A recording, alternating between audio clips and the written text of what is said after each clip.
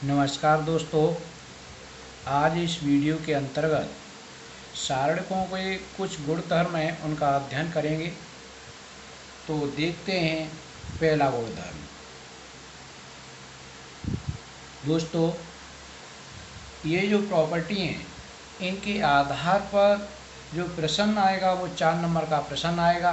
तो इनको बड़ी अच्छी तरह से याद करेंगे, जिससे हमारा अगला जो प्रश्न होगा 4 नंबर का, परीक्षा में किसी तरह से कोई प्रॉब्लम ना हो करने में। पहला गुण है दोस्तों, किसी सारणिक का मान इसकी पंक्ति एवं स्तंभों को परस्पर बदलने पर अपरिवर्तित रहता है। अर्थात इसका अर्थ ये है कि यदि हम किसी सारणिक में पंक्तियों को स्तंभों में और स्तंभों को पंक्तियों में अगर बदल देते हैं तो इस सारणिक के मान पर कोई अंतर नहीं पड़ता। देखिए, मैं पहले इस सारणिक का मान निकालता हूँ। मैंने आपको बताया सारणिक का मान निकालने के लिए मैंने आपको 2 मेथड बताए हुए हैं। एक तो बंद करके और या फिर आपको ट्रीटमेंट फॉर्म में लिख करके। तो इसका मैं मान निकाल रहा हूँ। पहली रो को लेकर के मैंने इसका मान निकाला तो 2, 4, 5। दूसरा स्तंभ लिख रहा हूँ 3, 1, 2, 6, 4, 5। फिर से पहला स्तंभ फिर से 2, 4, 5 और दूसरा स्तंभ 3, 1, 2। इसका अगर मान निकालते हैं तो मैंने बताया कैसे निकालेंगे। इसका इसमें गुणा करेंगे, कितना हो जाएगा 10।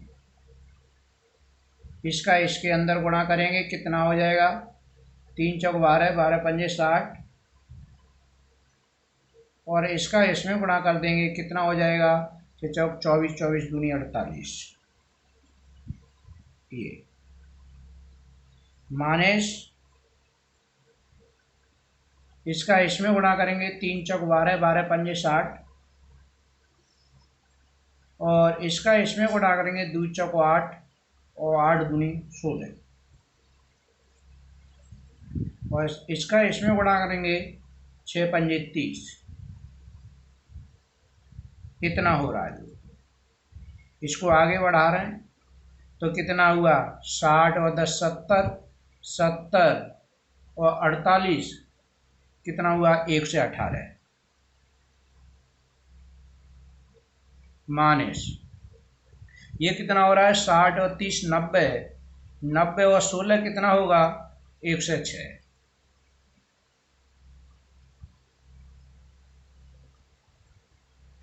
इसको अगर घटा रहे हैं तो निकल के आ रहा है 12। कहने का अर्थ यह है, जो हमारे पास ये सारणिक है, इसका अगर हमने मान निकाला तो कितना 12 निकल के आ रहा है। अब हम देखना चाहते हैं कि इस अपनी प्रॉपर्टी के अनुसार यदि हम यहाँ पर ऐसा करते हैं कि इसकी जितनी भी पंक्ति हैं स्तंभों में बदले देते हैं, तो मैं पुनः इस सारणिक को लिख रहा हूँ पंक्तियों को स्तंभों में बदलकर। कहने का अर्थ है पंक्तियों को स्तंभों में बदलने पर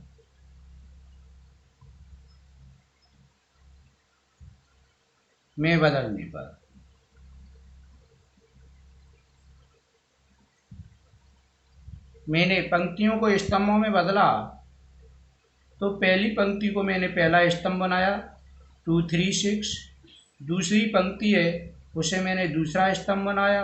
और ये तीसरी पंक्ति है मेरी, इसको मैंने तीसरा स्तंभ बनाया। और इस सारणिक का मान निकालने के लिए फिर से मैं इसको लिख रहा हूँ 2, 3, 6, 4, 1, 4 और 5, 2, 5। फिर से पहला स्तंभ 2, 3, 6 और 4, 1, 4। इसको मैंने इसका विस्तार किया तो पहला इसका इसमें मल्टीप्लीकेशन होगा, कितना हो जाएगा 10, इसका इसमें होगा, कितना होगा 4 दूनी 8, 8 छके 48, और दोस्तों इसका इसके अंतर्गत होगा 5 × 15, 15 चौका 60, ये हो गया माइनस। यहाँ से लेंगे इसका इसमें होगा 4 × 12, 12 × 5 60, और इसका इसमें होगा 2 दूना 4, 4 चौक 16, और इसका इसमें करेंगे 5 छके 30, इतना हो गया। दिस इज इक्वल टू कितना हो रहा है 60 और 10 70, 70 और 48 कितने हुए 118 हुए, और ये कितने हुए 60 और 30 90, और 90 और 16 कितने हुए 106 हुए, और ये आया हमारा 12। तो दोस्तों इस प्रकार से हम देखते हैं कि यदि किसी सारणी की पंक्तियों को स्तंभों में बदल देते हैं तो सारणी का मान अपरिवर्तित रहता है। तो ये प्रॉपर्टी हमने आपको यहाँ पर सिद्ध करके इस एग्जाम्पल के द्वारा दिखाई है, तो ये हमको ध्यान रखना है। देखते हैं अपनी अगली प्रॉपर्टी। अगली प्रॉपर्टी है दोस्तों, यदि किसी सारणी की 2 पंक्ति अथवा स्तंभों को आपस में बदल दिया जाए तो उसके आंकिक मान में कोई अंतर नहीं पड़ता, केवल चिन्ह बदल जाता है। कहने का अर्थ ये है, यदि हमको कोई सारणी दिया गया है, अगर इस पंक्ति के स्थान पर इस पंक्ति को रख दें, इसको यहाँ पर रख दें, R1 को R2 के स्थान पर और R2 को R1 के स्थान पर रख दें, तो जितना आंकिक मान आएगा उसका मान वही रहेगा। केवल जो अंतर आएगा वो अंतर चिन्ह में होगा। यदि पहले उत्तर आपका प्लस का आ रहा होगा तो बदलने के बाद फिर उत्तर माइनस का आएगा, अगर पहले माइनस का होगा तो फिर प्लस का होगा। इसका अर्थ ये है। तो दोस्तों हम देखते हैं क्या ये प्रॉपर्टी हमारी सत्य है। तो हमने ये एक आंकिक एग्जाम्पल लिया है। इसमें पहला स्तंभ आपका 2 3 4 है, दूसरा 1 2 6 है, 5 3 4 है।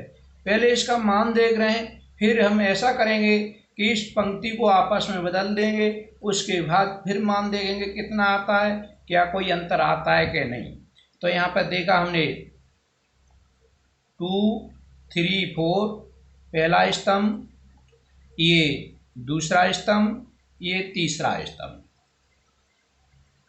पहले स्तंभ को फिर से लिखते हैं 2 3 4, फिर दूसरे को 1 2 6, और इसका जो मान निकल के आएगा इसका इसमें गुणा करेंगे, कितना हो जाएगा 16, इसका इसमें गुणा करेंगे, कितना हो जाएगा 12, और इसका इसमें गुणा करेंगे, कितना होगा 5 × 15, 15 × 6 90, ये हो जाएगा। माइनस का चिन्ह लगाएंगे अपनी तरफ से, इसका इसमें गुणा करेंगे, कितना हो जाएगा 4 × 12, और इसका इसमें गुणा करेंगे, कितना हो जाएगा 36, और इसका इसमें गुणा करेंगे तो हो जाएगा हमारा 40। कितना दिस इज इक्वल टू हमारा कितना आ रहा है, इनको ऐड करते हैं, 2 और 6 कितने हुए 8, 9 1 10 और 1 11, 1 से 18 हुए दोस्तों।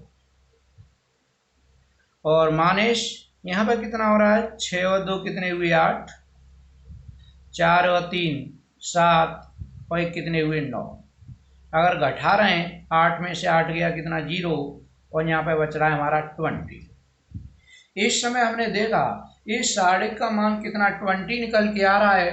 अगर हम क्या करते हैं, इस पंक्ति को R1 के स्थान पर कितना रख दें, हम R2 रखें देते हैं, और R2 के स्थान पर कितना रखें देते हैं, R1 रख रहे हैं। इन दोनों पंक्तियों को क्या कर रहे हैं, आपस में बदल रहे हैं। तो बदलने के बाद हमारा जो सारणिक बनता है वो होगा 3 2 3 2 1 5। पहली और दूसरी पंक्ति को क्या कर दिया, आपस में इंटरचेंज किया है और तीसरी पंक्ति हमने सेम रहने दी है। इस समय अगर हम देखते हैं इस सारणिक का मान कितना निकलता है, इस प्रॉपर्टी के अनुसार इस सारणिक का मान -20 आना चाहिए, क्योंकि आंकिक मान तो वही रहना चाहिए, क्योंकि आंकिक मान में कोई अंतर नहीं आता, केवल क्या होता है चिन्ह बदलता है, तो -20 आना चाहिए। अगर ऐसा आता है तो ये हमारी प्रॉपर्टी हर सारणिक के लिए क्या होगी, सत्य होगी। तो इसकी वैल्यू कैलकुलेट करते हैं। यहाँ पर 3, यहाँ 2 4, दूसरा स्तंभ 2 1 6 3 5 4, यहाँ पर 3 2 4 और दूसरा स्तंभ अगेन 2 1 6। इसको जब कैलकुलेट किया तो इसका मल्टीप्लिकेशन इसमें होगा, कितना हो जाएगा, 3 चौक 12, इसका इसके साथ गुणा 2 पंजे 10 40 हो जाएगा, और इसके साथ 3 दूनी 6, 6 का गुणा 6 में 36 हो जाएगा। ये माइनस इसका इसमें गुणा हुआ, कितना हो जाएगा, 2 दूना 4, 4 चौक 16 हो जाएगा, और इसका इसके साथ गुणा करेंगे तो 5 3 15 15 छिक्के कितना हो जाएगा, 90 हो जाएगा, और इसका इसके साथ गुणा करेंगे तो कितना हो जाएगा, 3 चौक 12 हो जाएगा। यहाँ पर देख रहे हैं, अगर इसको हमने कैलकुलेट किया, 6 और 2 कितने हुए, 8, 4 और 3 7, और 1 कितना हुआ, 8 हुआ। माइनस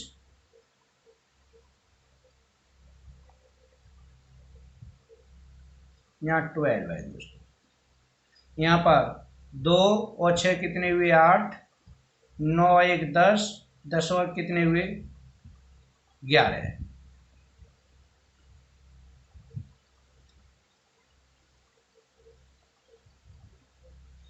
यहाँ पर दोस्तों 98 था, यहाँ पर 88 आ रहा है, तो इसका अर्थ ये है, यहाँ पर गलती हुई, 4 3 7 1 8, 88 होगा।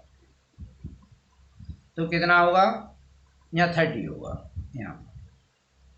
यहाँ पर अगर हमने लेस किया तो कितना हुआ कि -30 आ जाएंगे। तो यहाँ पर हम देख रहे हैं कि अगर कोई भी सारणिक है, उस सारणिक की पंक्तियों को अगर स्तंभों में क्या कर देते हैं, बदल देते हैं, तो केवल ये आंकिक मान तो वही रहता है, ये केवल जो अंतर आता है वो इस चिन्ह में आता है। यदि पहले सारणिक का मान धनात्मक है तो उन्हें बदलने के बाद उसका मान निकल के आएगा, ऋणात्मक आएगा। अगर पहले ऋणात्मक है तो फिर धनात्मक आएगा। इस बात को हमें ध्यान रखना है। तो देखते हैं अगली प्रॉपर्टी। दोस्तों ये प्रॉपर्टी नंबर 3 है, मोस्ट इम्पॉर्टेंट प्रॉपर्टी है, ये ध्यान रखना। इस प्रॉपर्टी के आधार पर हम अनेक प्रश्नों को हल करेंगे, परीक्षा के लिए मोस्ट इम्पॉर्टेंट है। इसमें ये बोला गया है, यदि किसी सारणिक में 2 पंक्ति या स्तंभ समान होते हैं तो उसका मान क्या होता है, 0 होता है। कहने का अर्थ ये है कि अगर कोई भी ये सारणिक है, यहाँ पर पहला स्तंभ ले लिया हमने 2 4 6 लिया, और यहाँ पर अगेन दूसरा स्तंभ भी हम कितना लेते हैं, 2 4 6 लेते हैं, और तीसरा स्तंभ चाहे कुछ भी ले लें, जैसे 6 5 3 ले लिया। ये तो इसका मान जो निकल के आएगा वो कितना आना चाहिए, 0 आना चाहिए, क्योंकि इसके अंतर्गत हमारे 2 स्तंभ पहला और दूसरा कैसा है, समान है। तो देखते हैं इसका मान 0 निकल के आ रहा है कि नहीं। तो पहला स्तंभ लिया हमने 2 4 6, दूसरा अगेन 2 4 6 लिया, और तीसरा स्तंभ 6 5 3। पहले 2 स्तंभ फिर से लिखते हैं 2 4 6, और यहाँ पर 2 4 6। इसके मान को कैलकुलेट करते हैं तो इसका इसमें गुणा करेंगे, कितना होगा, 4 दूनी 8, 8 8 × 24 कितना होगा। इसका इसमें गुणा करते हैं, कितना होगा, 2 × 5 = 10, 10 × 6 कितना होगा, 60। और इसका इसमें गुणा करें 24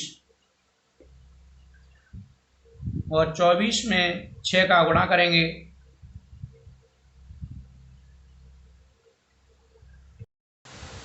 कितना हो जाएगा, 144। ये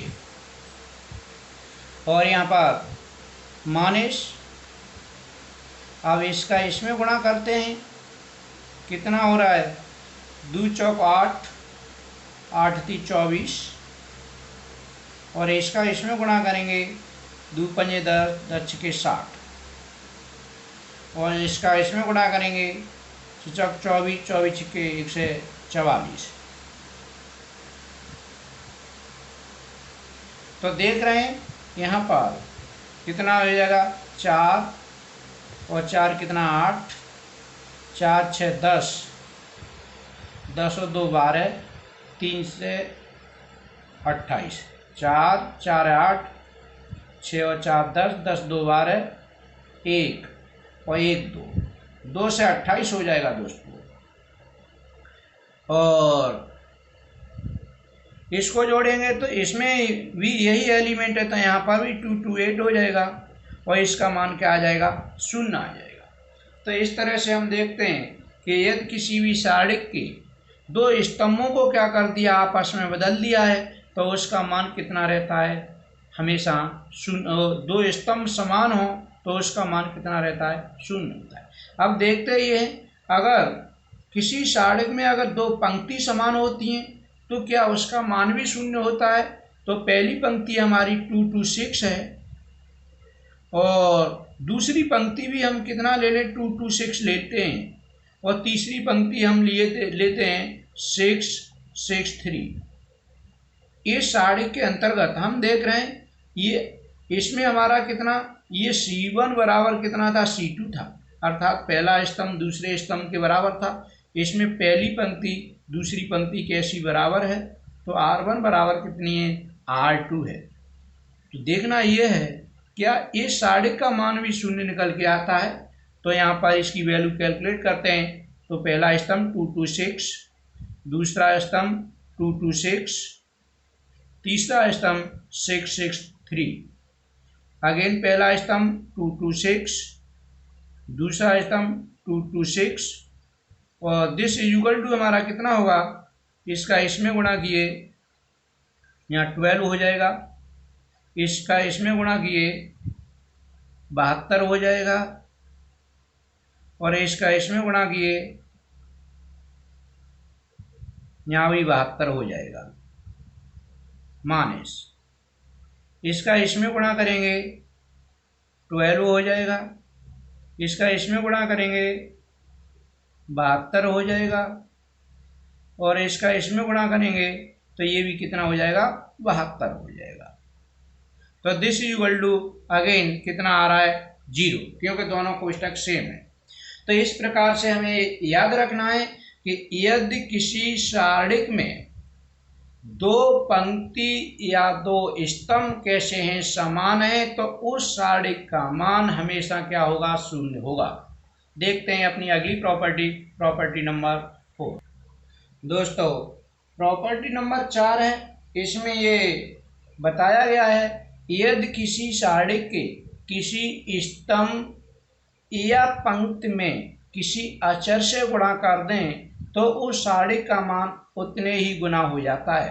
अर्थात इसका अर्थ ये है कि मान लिया सपोज कीजिएगा कोई सारणिक है 2 4 3 या फिर 6 2 8 1 2 3, ये सारणिक लेते हैं और इसका क्या करते हैं, मान हम कैलकुलेट करते हैं। कितना होगा, 2 4 3, 6 2 8 या 1 2 3। पहला स्तंभ आगे 2 4 3, दूसरा स्तंभ 6 2 8। अगर इसका मान निकालते हैं तो इसका इसमें गुणा किया तो कितना आ रहा है, 12 आएगा। इसका इसमें गुणा किए 6 दूनी 12, 12 × 36 आएगा। और इसका इसमें गुणा किए कितना आएगा, 32 आएगा। कोष्टक हमारा क्लोज माइनस इसका इसमें गुणा किए तो कितना आएगा, 72 आएगा। और अगर इसका इसमें गुणा करते हैं तो यहाँ कितना आएगा, 32 आएगा। 2 दूना 4, 4 8 32। और इसका इसमें गुणा करेंगे तो कितना आएगा, 6 आएगा। दिस इक्वल टू हमारा कितना आ रहा है, 2 6 8, 8 और 2 10 हो रहा है। 3 3 6, 6 1 7, 1 कितना हुआ, 8 हो गया। और इधर कैलकुलेट कर रहे हैं तो यहाँ पर कितना हो जाएगा हमारा, 32, 6 और 2 8, 8 और 2 कितना हो जाएगा, 10 हो जाएगा।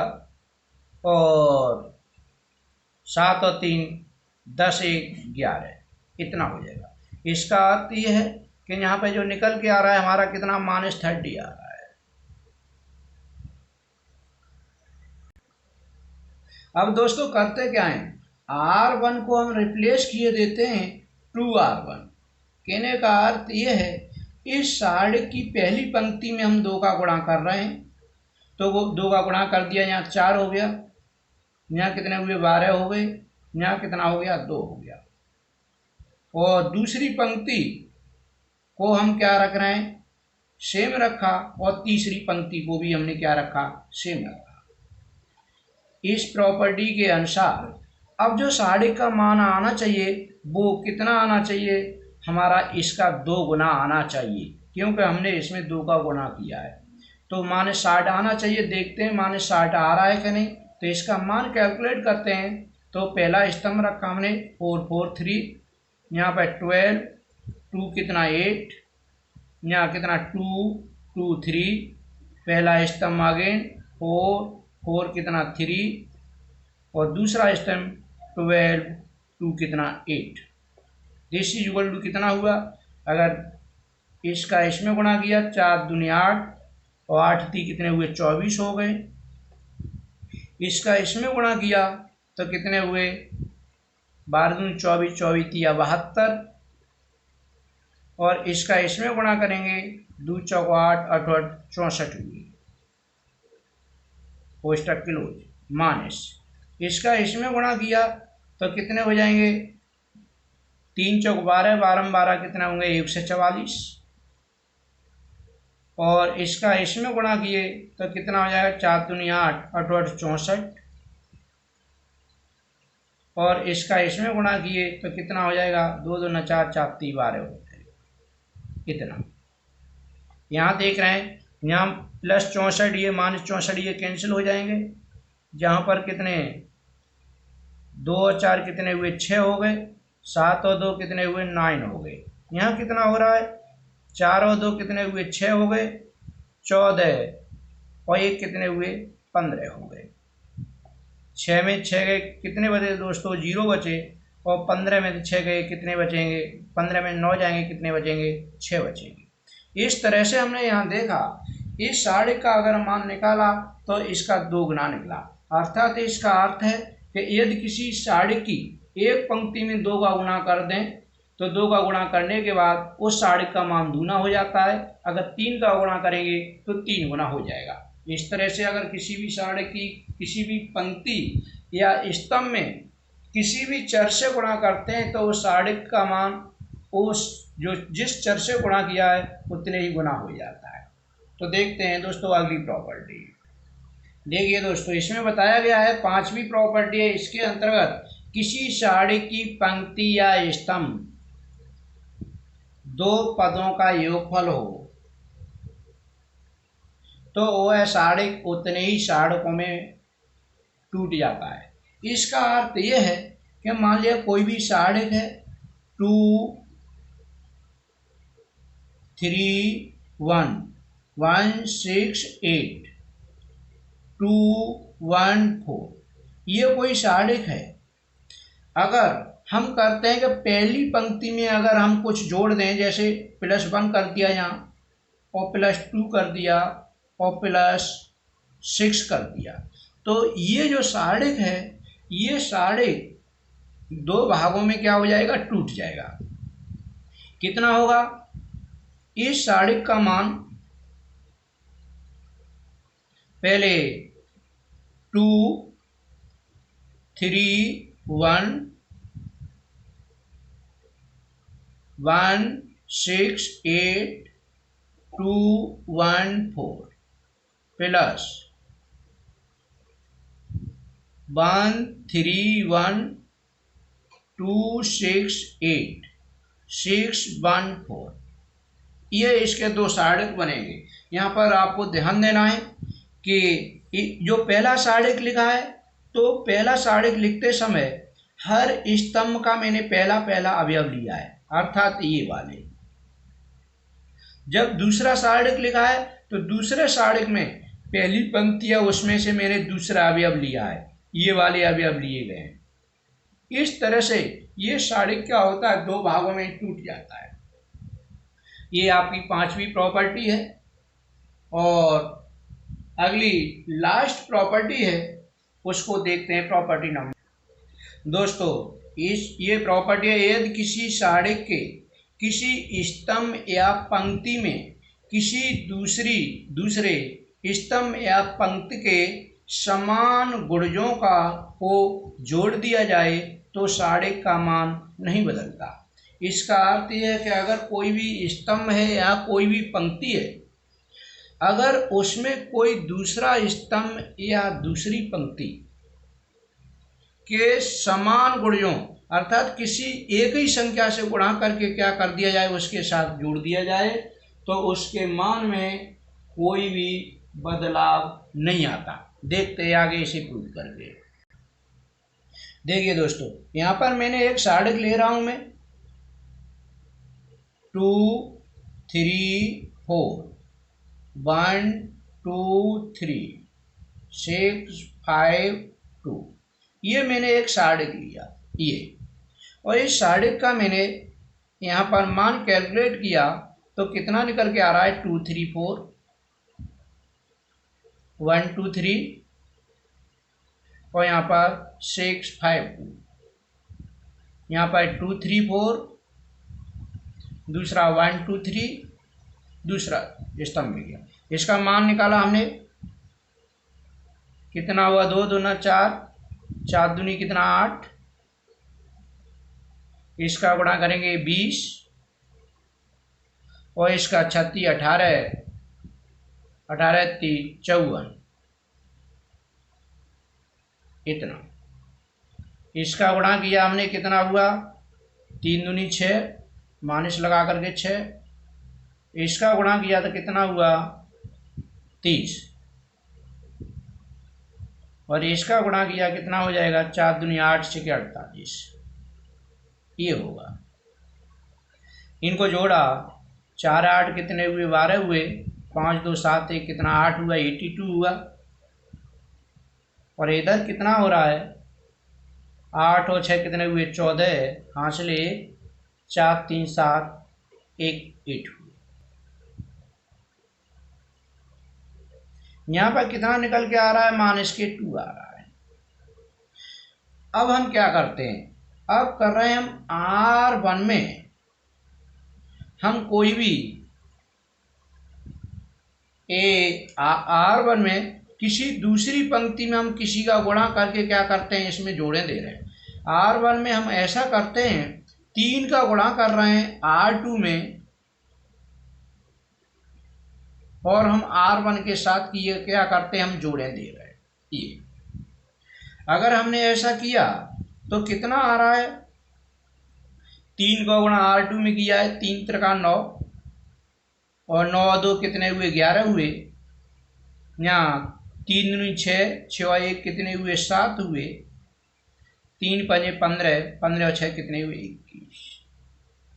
और दूसरी पंक्ति को और तीसरी पंक्ति को हमने क्या रखा, हमने सेम रखा। तो देखना यह है, हमने ऐसा कर दिया तो फिर से हमारे साड़िक का मान क्या पुनः इतना ही निकलता है। तो इसका मान कैलकुलेट करते हैं। तो यहाँ पर दोस्तों पहला स्तंभ 11 3 4, दूसरा स्तंभ 7 2 3, 2152। फिर से पहला स्तंभ 11 3 कितना 4 7 2 3। इसका मान निकाला, इसका इसमें गुणा हुआ तो कितना हो जाएगा 11 दूनी 22 दूनी कितने हुए 44। इसका इसमें गुणा किया 7 पंजे 35 और 35 सत्ते कितने 35 चौका कितने हो जाएंगे 140। और इसका इसमें गुणा हुआ 21 तिया 63 और 63 तिया कितने हो जाएंगे 3 3 9 और 21 निम्मा 189, इतना हो जाएगा। अब इसका माइनस 3 दूनी 6 सत्ते कितना 42। इसका इसमें गुणा 3 पंजे 15 15 को 11 में गुणा हुआ 165। और इसका इसमें गुणा हुआ कितना हुआ 4 दूनी 8 और 21 166, इतना हो जाएगा। इसको हमने कैलकुलेट किया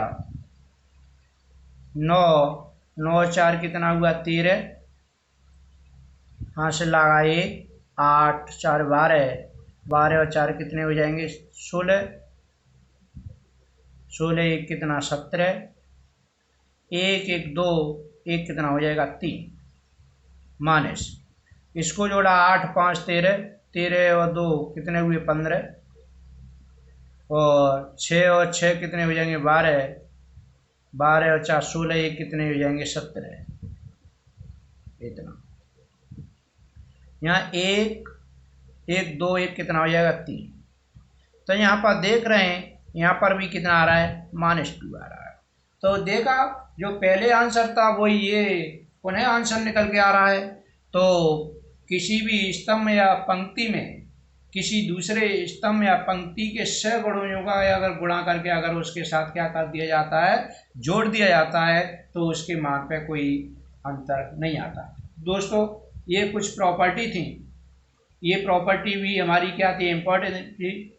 और अब हम अगले वीडियो के अंतर्गत इन्हीं प्रॉपर्टियों के आधार पर प्रश्नों का हम क्या करेंगे प्रश्नों को सॉल्व करेंगे।